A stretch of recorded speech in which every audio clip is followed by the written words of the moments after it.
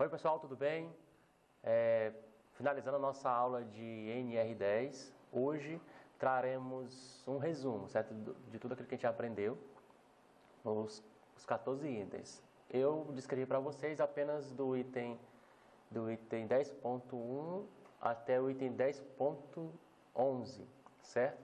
Daí para frente tratar mais sobre a questão da segurança de primeiros socorros. Então vai ficar realmente para um técnico em segurança do trabalho, tá bom? Mas, como é de praxe, a gente tem que trazer realmente um resumo para vocês. Vocês lembraram um pouco, foi muito conteúdo, um pouco extenso nessa parte do NR10, mas eu acredito que realmente ficou bem similar, ficou bastante fácil o aprendizado, mas nada melhor do que uma revisão, certo? Bem, pessoal, trazendo um resumo da aula passada, né, a questão da resolução das atividades. Coloquei aqui na tela aqui para a gente ver e vocês já corrigem automaticamente quem foi que acertou ou não.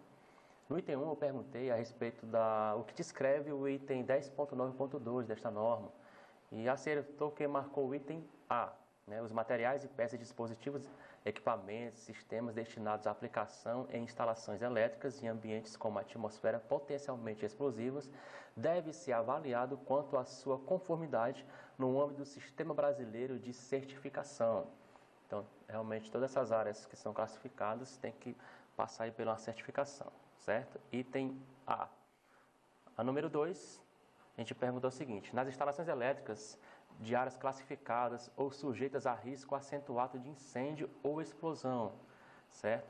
Marcou corretamente quem marcou o item C de casa. Deve ser adotado dispositivo de proteção com alarme de asseccionamento automático para prevenir sobre tensões, sobre correntes, falhas de isolamento, aquecimentos e outras condições anormais de operação. Então tem que ser um acionamento automático, certo, gente? Sistema de proteção. Então quem marcou o item C marcou corretamente. E aqui bem facinho, o que trata é NR26, certo? Trata a questão da sinalização de segurança. Marcou correto quem marcou o item A. A nossa aula de hoje, trazendo um resumo a respeito de todo o conteúdo que a gente já aprendeu. E realmente espero que vocês tenham aproveitado bastante esse momento em segurança de instalações elétricas. Eu acredito que foi bastante proveitoso, tivemos momentos realmente até boas práticas durante esse curso, até de NR10. E acredito que vocês realmente tiraram um aproveitamento muito bom, principalmente para aqueles que revisaram o conteúdo, que estudaram um pouco mais, porque você estudar, gente, só em sala de aula, com certeza o aproveitamento, a absorção desse conhecimento, ele pode ser bastante volátil, ele pode se evaporar rapidamente. Então a gente precisa intensificar mais o que a gente aprendeu em sala de aula, rever em casa, para que venha consolidar em nossa mente esse conhecimento. Então, realmente é um exercício diário. Ninguém aprende uma coisa porque viu só uma vez, certo? Ninguém aprende a andar de bicicleta porque andou só uma vez. Se ele andar uma vez de bicicleta e não caiu, não quer dizer que ele aprendeu. Ele vai ter que tentar outras vezes, porque cada vez mais o cérebro vai se habituando àquela nova rotina. Então, o exercício é fundamental. E falando nisso, vamos trazer realmente um resumão a respeito dos nossos conteúdos, né, de aula de NR10. Então, primeiro, a NR10 trata sobre a segurança das instalações e serviços em eletricidade. Então, tudo aquilo que foi relacionado à instalação e a serviços em eletricidade, existe uma norma, né, que nos orienta e que nos dá autonomia para exercer essa atividade. Ou seja, se eu não tiver com um curso de NR10 ou não estiver capacitado e for orientado nessa área, eu não posso exercer a minha função. Então, nenhum profissional qualificado ele pode exercer, ele será qualificado ou habilitado se ele não tiver um curso de capacitação, ok? E instalações elétricas realmente tem que ser o NR10. Então, rapidamente um resumo, certo? A NR10 ela se aplica às fases de geração, como vocês já viram. Toda a parte de geração de instalações elétricas compete essa norma. Então, eu coloquei, tem algumas fotos aqui a respeito de algumas usinas, né, da usina de Itaipu. Também essa norma ela compete a parte de transmissão, certo? Todo esse serviço de transmissão de energia também compete à norma. Temos vários meios de transmissão, é muito comum ver isso no caminho ali próximo a Taitinga, né? na BR-116, indo para Fortaleza.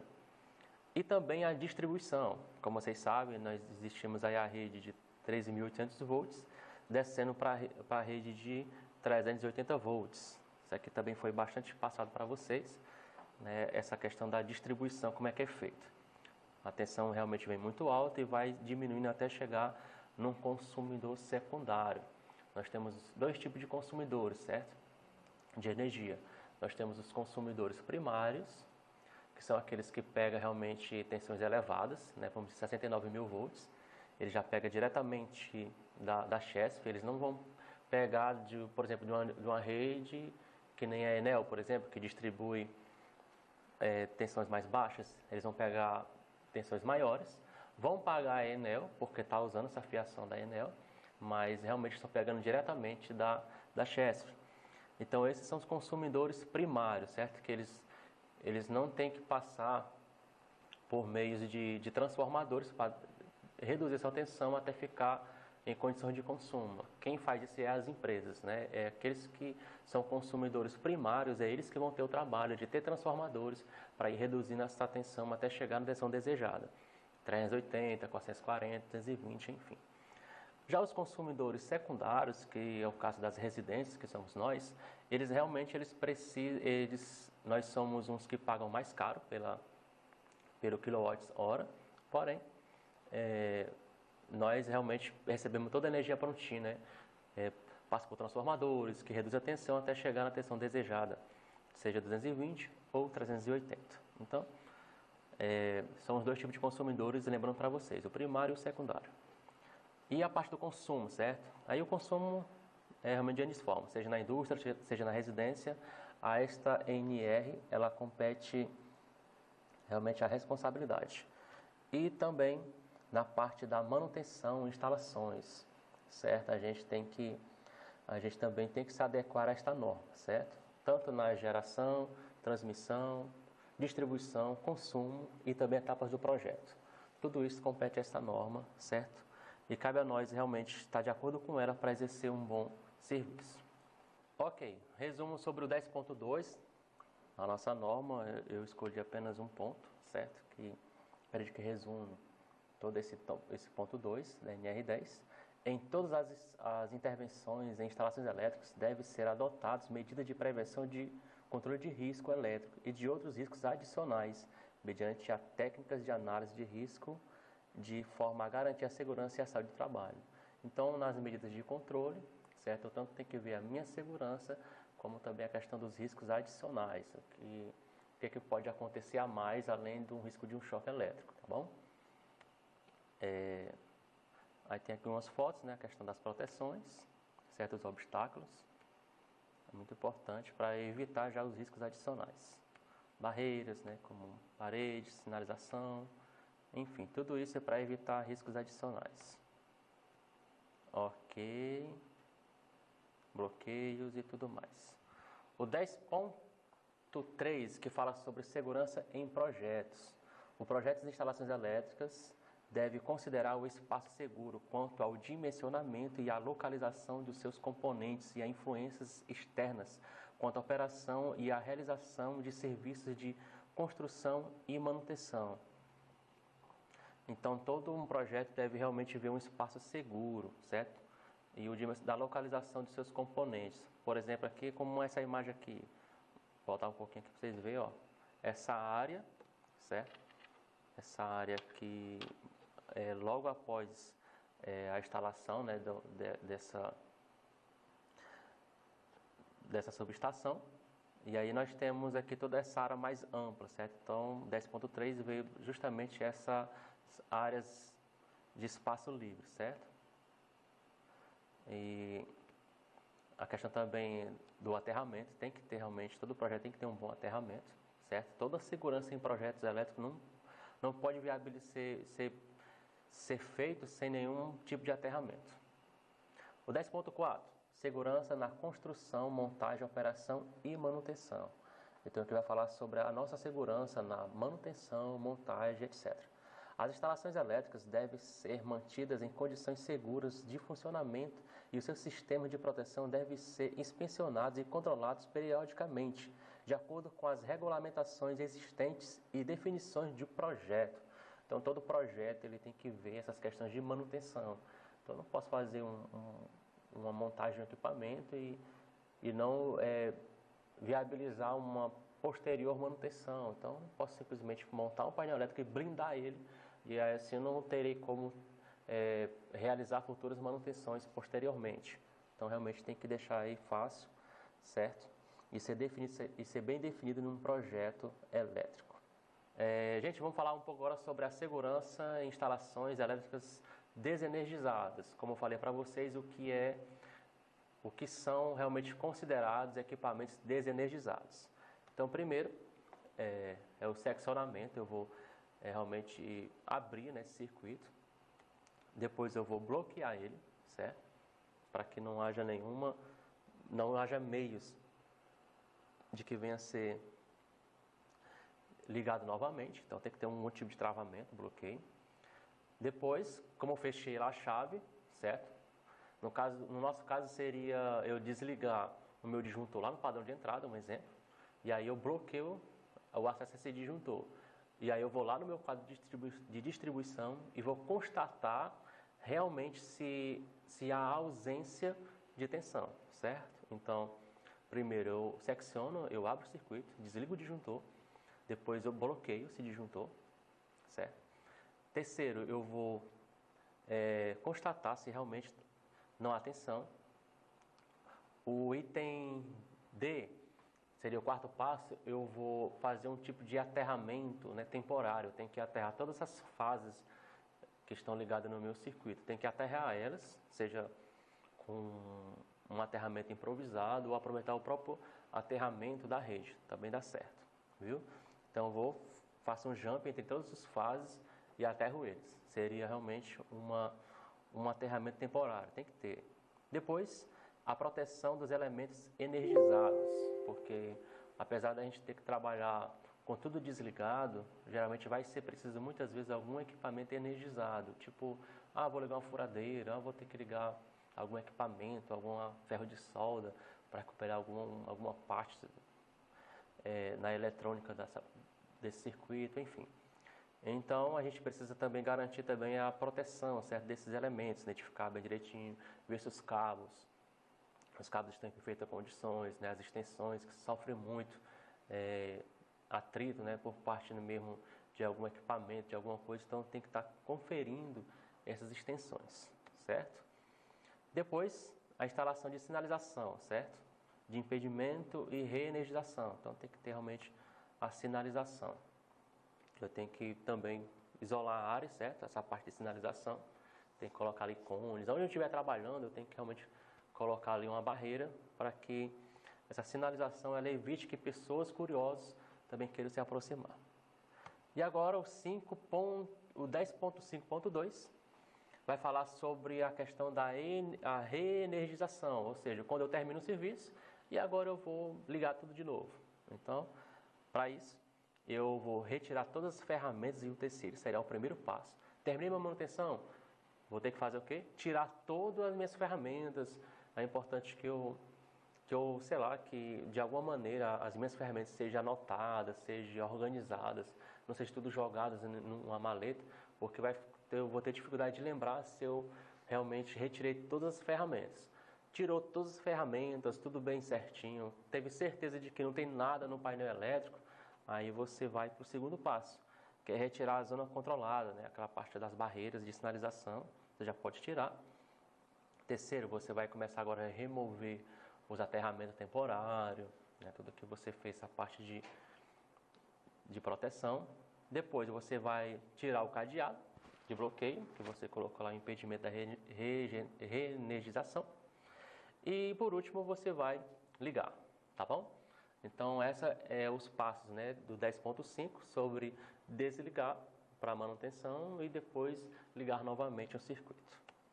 Ok, o 10.6, as intervenções em instalações elétricas com tensão igual ou superior a 50 volts, no caso aqui de corrente alternada, e 120 volts para correntes contínua.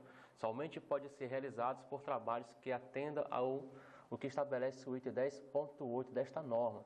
Gente, é o seguinte, essa norma está 10.6 está transparecendo para a gente o que é instalações elétricas energizadas, o que são considerados energizados. Qualquer tensão alternada igual ou superior a 50 volts já é energizado. Ou seja, se eu for trabalhar numa rede que ela é abaixo disso, em corrente alternada, por mais que seja um equipamento de 24 volts, por exemplo, alternado, eles não são considerados equipamentos energizados, porque não oferece risco para a gente. E no mesmo caso da corrente contínua. Se for abaixo de 120 volts, não é considerado tensão energizada. Então você pode trabalhar normalmente, que não oferece risco, certo? Então, não existe controles, não existe sinais que realmente trabalham com baixas tensões. E tudo que é considerado baixa tensão inferior a 50 volts, alternada, e 110 volts contínuo, não é considerado energizados, tá bom? Então vamos seguir em frente. Trabalho envolvendo alta tensão. O 10.7.3, certo? Que é os serviços de instalações elétricas energizadas em alta tensão, bem como aqueles executados pelo Sistema Elétrico de Potência, SEP, não podem ser realizados individualmente. Para vocês lembrar que qualquer manutenção, seja mesmo uma inspeção, vou fazer uma inspeção de rotina, né, nessa subestação, foi ambiente em alta tensão, eu não posso ir sozinho, certo? Eu não posso ir sozinho. Lembrar também sobre a tensão de passo, que são os riscos de choques. Então, por eu simplesmente transitar dentro dessa subestação, eu não posso dar passos longos, eu tenho que dar passos curtos. Então, tudo isso realmente tem que ter os cuidados quando for trabalhar serviço envolvendo alta tensão. Não ir sozinho, ainda que seja só uma inspeção. Vai lá ver se tem. Talvez você seja direcionado a ir olhar só para ver se tem matos, por exemplo. Não vou ver se você está criando mato lá nos postes, no transformador, aquelas matas em trepadeira, e eu tenho que verificar ver se está subindo alguma plantinha pelo transformador, enfim. Você não pode ir sozinho, certo? Se o seu chefe lhe mandar, você diz, não, eu preciso de um acompanhante. Todo serviço elétrico, seja simplesmente uma inspeção, eu tenho que ter um acompanhante, certo? É obrigatório, certo? E a norma compete a isso. Então, vai sozinho, não vá. Você tem o direito de recusa. Vou só olhar, vá com acompanhante, tá bom? Vamos seguir em frente. Também o 10.7.4, todo trabalho em instalações elétricas energizadas de alta tensão somente pode ser realizado mediante uma ordem de serviço específica para a data e local assinada pelo superior responsável pela área. Lembrando que todo serviço e manutenção nessas áreas de alta tensão realmente tem todo um planejamento prévio, nada de última hora. Até porque a concessionária tem que ser avisada, né? Tem que ser informada sobre essa manutenção para que ele mande uma equipe técnica para desenergizar, seccionar a parte deles, né? A parte de alimentação dessa subestação. Então, ou é considerado profissional, certo? Eu já estou no item 10.8.2, já bem fresquinho, né? A gente já viu recentemente. Considerado profissional legalmente habilitado, o trabalhador previamente qualificado e com registro de competente no conselho de classe. Gente, é o seguinte, o item 10.8 fala sobre a habilitação, a qualificação, capacitação, autorização dos trabalhadores. Então, nós vamos relembrar o que realmente é considerado um trabalhador habilitado, qualificado, capacitado e autorizado, certo? Então, vamos lá passo a passo para a gente lembrar. É considerado profissional legalmente habilitado o trabalhador que tiver, certo? Um certificado, uma certificação, um registro, certo? De que ele realmente está habilitado para aquela função. Isso acontece realmente quando você termina um curso técnico de engenharia, e aí você precisa realmente dessa certificação. Então, você tem que ter sua carteirinha, né, que exerce a sua atividade profissional. E o trabalhador capacitado, certo, é aquele que atende às seguintes condições simultaneamente. O que é um trabalhador capacitado? Ele recebe a orientação sobre uma responsabilidade do profissional habilitado e autorizado e trabalha sobre a responsabilidade e profissional habilitado e autorizado. Então, esse profissional capacitado, ele só vai ser realmente possível exercer sua função se ele tiver na responsabilidade de um profissional habilitado e autorizado, certo? Aí que fala como é que é feita a capacitação, certo?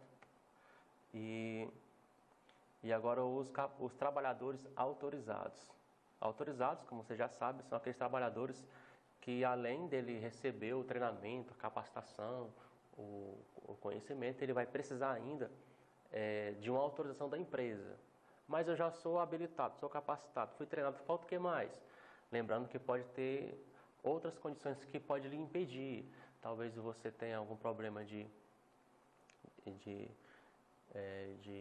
tontura, você não esteja bem psicologicamente para trabalhar, N fatores que a empresa pode lhe impedir de não exercer essa atividade nesse serviço naquele momento, entendeu? Então, por isso que precisa de uma autorização da empresa, certo? Proteção contra incêndio e explosões, o item 10.9. Nas instalações elétricas de áreas classificadas ou sujeitas a riscos acentuados de incêndio e explosões, deve ser adotado dispositivo de proteção, certo? Como alarmes e acionamento automático, ou seja, é importante que em muitos projetos, principalmente em indústrias, sejam previstos esses acionamentos automáticos. Seriam os detectores de fumaças, ou então uma botoeira, quando um profissional visse algum sinistro de incêndio, ele possa lá e apertar aquela botoeira de emergência e assim acionar o alarme, certo? Basicamente seria isso. Muito bem. E o 10.10.1, que fala sobre a questão da sinalização de segurança, certo? Como nós sabemos, todos os nossos equipamentos têm que ser sinalizados com anilhas, com identificação dos cabos, enfim. Nós temos que atender também à norma, obedecendo a questão da sinalização. Então, tem que identificar os cabos, tem que identificar o painel, se ele tem risco de choque ou não. Acho que vocês lembram bastante dessa aula. O 11, certo? Nós temos aqui, antes de iniciar os trabalhos, a equipe e seus membros de conjunto responsável pela execução do serviço deve realizar uma avaliação prévia, estudar e planejar as atividades e ações a serem desenvolvidas no local, certo? Então, tem que ter realmente um estudo entre equipes. Está lá no 10.11.7. O 12, certo? A empresa deve possuir métodos de resgate padronizados e adequados às suas atividades, disponibilizando meios para a sua aplicação. Toda empresa tem que prever meios de padronização de primeiro socorro, certo? Se precisar de uma maca, tem que ter uma maca. Se precisar de corda, tem que ter corda e por aí vai. Isso aí é de responsabilidades da empresa atender todo esse material de emergência, certo? Situação de emergência, o 10.13, ele é a responsabilidade dos contratantes manter os trabalhadores informados sobre os riscos que estão expostos. Toda empresa tem que passar para você os riscos, certo? Então, é de responsabilidade da empresa esclarecer o profissional sobre esses riscos, certo? Cabe à empresa, na ocorrência de acidente de trabalho envolvendo instalações e serviços em eletricidade, propor e adotar medidas preventivas e corretivas. Ou seja, aconteceu um acidente, por quê? Então, tem todo esse análise, certo? Para que venha se corrigir, para que não venha acontecer novamente. O 10 ponto, fechando aqui, os trabalhadores devem interromper suas tarefas, exercendo o direito de recusa. Então, todo profissional tem o direito de recusa, caso realmente venha apresentar riscos à segurança e à saúde, certo?